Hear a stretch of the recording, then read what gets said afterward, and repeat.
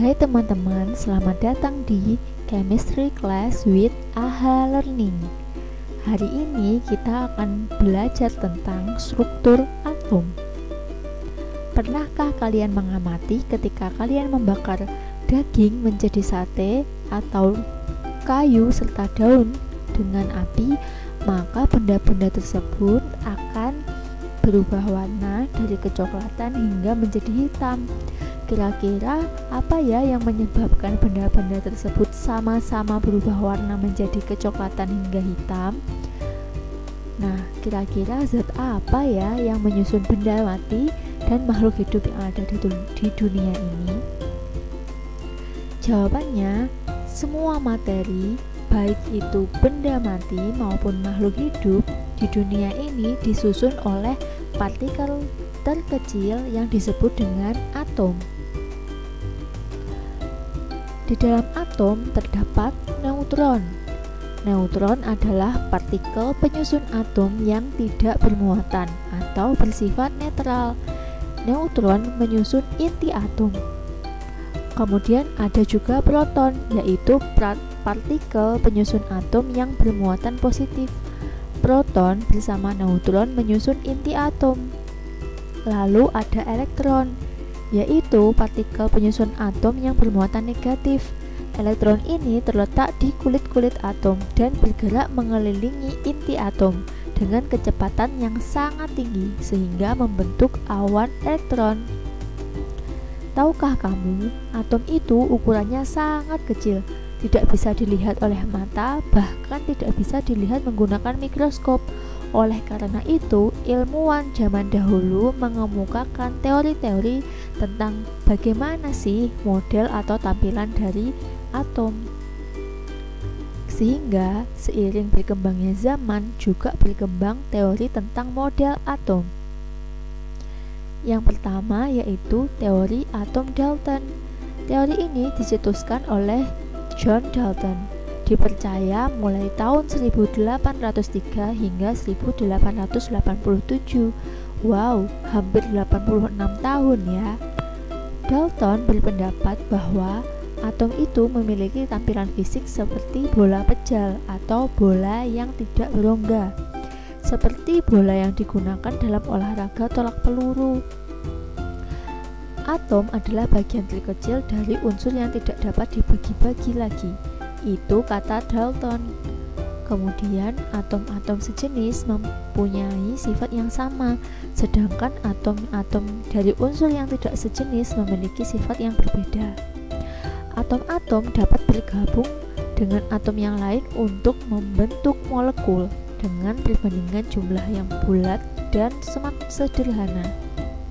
Dalam reaksi kimia terjadi penggabungan atau pemisahan atom.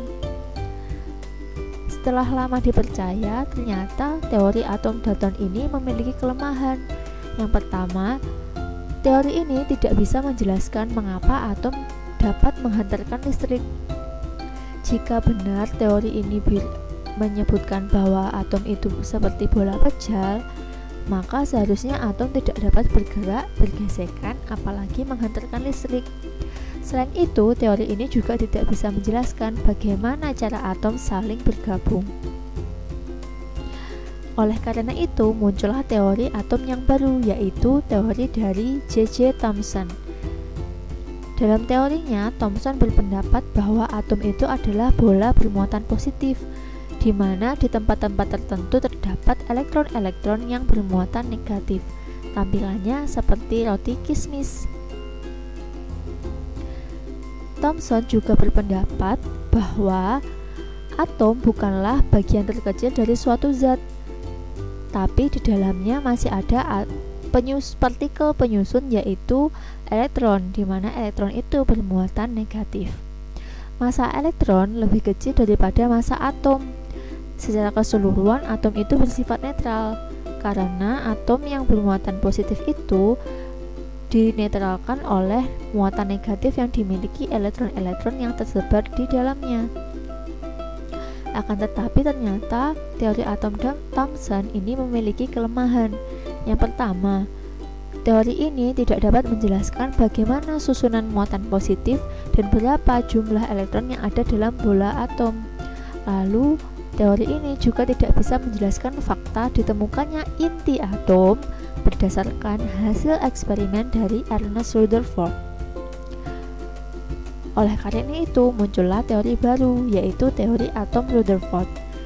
Rutherford berpendapat bahwa atom itu berbentuk bola yang di tengah-tengahnya terdapat inti atom yang bermuatan positif, serta berperan sebagai pusat massa, sedangkan elektron-elektron itu bergerak berputar mengelilingi inti atom. Jadi atom itu terdiri atas inti atom yang bermuatan positif dan dikelilingi oleh elektron-elektron yang bermuatan negatif. Modelnya seperti tata surya. Atom bersifat netral karena jumlah muatan positif sebanding dengan jumlah muatan negatif. Selama mengitari inti atom, gaya sentripetal pada elektron terbentuk oleh gaya tarik-menarik antara elektron dan inti atom. Sebagian besar volume atom itu adalah ruang kosong atau bukan pejal. Hal ini disebabkan oleh jari-jari inti atom yang jauh lebih kecil daripada jari-jari atom. Akan tetapi ternyata teori dari Rutherford ini memiliki kelemahan, di mana Rutherford tidak dapat menjelaskan mengapa elektron yang bermuatan negatif itu tidak tertarik ke inti atom yang bermuatan positif. Jika benar bentuk atom itu sedemikian rupa, seperti yang dijelaskan oleh Rutherford, seharusnya elektron yang bermuatan negatif dan terus bergerak mengelilingi inti atom yang bermuatan positif lama-kelamaan akan tertarik dan jatuh ke inti atom karena gaya tarik-menarik, sehingga atom akan kehabisan energi. Untuk menjawab kelemahan teori Rutherford ini, muncullah teori atom Bohr. Niels Bohr berpendapat bahwa atom terdiri atas inti yang menjadi pusat massa atom dan pusat muatan positif. Sedangkan elektron bergerak mengelilingi inti atom pada lintasan tertentu yang disebut kulit atom. Nah, elektron yang mengelilingi inti atom tersebut memiliki kemampuan untuk berpindah dari satu lintasan ke lintasan yang lain. Jika elektron berpindah ke lintasan yang lebih tinggi, maka elektron akan menyerap energi. Sedangkan jika elektron berpindah ke lintasan yang lebih rendah, maka akan memancarkan energi. Oleh karena itulah elektron tidak akan jatuh ke inti atom dan atom tidak akan kekurangan energi. Akan tetapi ternyata penyempurnaan teori atom Bohr ini masih memiliki kelemahan, di mana teori atom Bohr ini hanya mampu menjelaskan fenomena yang terjadi pada spektrum atom hidrogen, di mana atom hidrogen ini hanya sederhana. Tetapi teori ini tidak dapat menjelaskan spektrum atom yang memiliki elektron dengan jumlah yang lebih banyak atau lebih kompleks. Selain itu, jika menurut teori atom Bohr model atom sedemikian rupa, maka orbital atau kulit atom yang ada elektronnya itu tidak akan berbentuk lingkaran, melainkan berbentuk elips.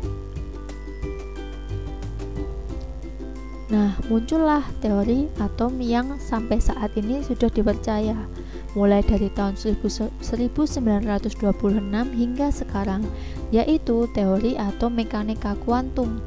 Teori ini dikemukakan oleh Erwin Schrödinger dan Werner Heisenberg.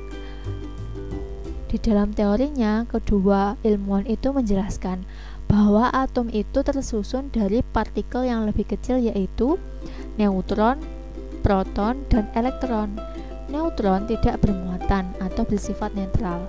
Proton bermuatan positif dan elektron bermuatan negatif.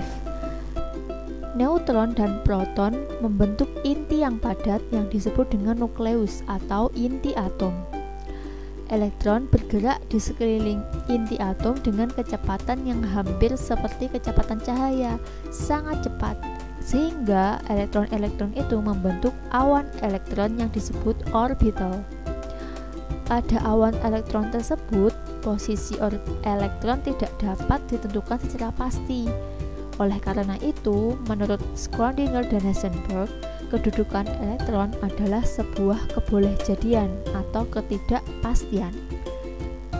Nah, demikian penjelasan terkait perkembangan model teori atom. Mulai dari bola bejal, kemudian model roti kismis, model tata surya, hingga yang saat ini masih dipercaya, yaitu model mekanika kuantum. Terima kasih atas partisipasinya. Sampai jumpa di kelas chemistry berikutnya. Jangan lupa share, like, dan komen video ini. Terima kasih.